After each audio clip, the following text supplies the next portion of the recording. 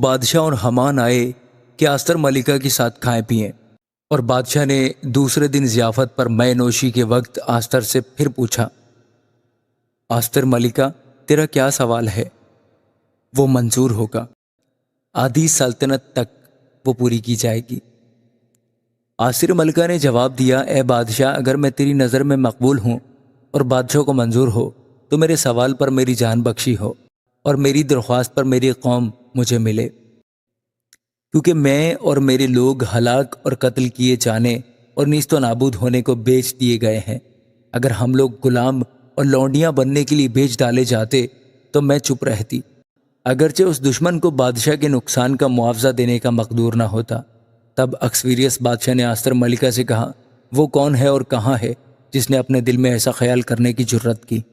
Esther نے کہا، وہ مخالف اور وہ دشمن یہی خبیث حمان ہے۔ تب حمان بادشاہ اور ملکہ کے حضور ہراساں ہوا، اور بادشاہ غضبناک ہو کر مے نوشی سے اٹھا اور محل کے باغ میں چلا گیا، اور حمان آستر ملکہ سے اپنی جان بخشی کی درخواست کرنے کو اٹھ کھڑا ہوا، کیونکہ اس نے دیکھا کہ بادشاہ نے میرے خلاف بدی کی ٹھان لی ہے۔ اور بادشاہ محل کے باغ سے لوٹ کر مے نوشی کی جگہ آیا، اور حمان اس تخت کے اوپر جس پر آستر بیٹھی تھی پڑا تھا۔ تب بادشاہ نے کہا، کیا یہ گھر ہی میں میرے سامنے ملکہ پر جبر کرنا چاہتا ہے؟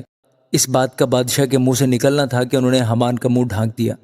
پھر ان خواجہ سراؤں میں سے جو خدمت کرتے تھے، ایک خواجہ سرا خربونہ نے عرض کی کہ حضور، اس کے علاوہ حمان کے گھر میں وہ 50 ہاتھ اونچی سولی کھڑی ہے جس کو حمان نے مردگی کے لیے تیار کیا، جس نے بادشاہ کے فائدہ کی بات بتائی۔ بادشاہ نے فرمایا کہ اسے اسی پر ٹانگ دو۔ انہوں نے حمان کو اسی سولی پر جو اس نے مردگی کے لیے تیار کی تھی ٹانگ دیا۔ تب بادشاہ کا غصہ ٹھنڈا ہوا۔ آمین۔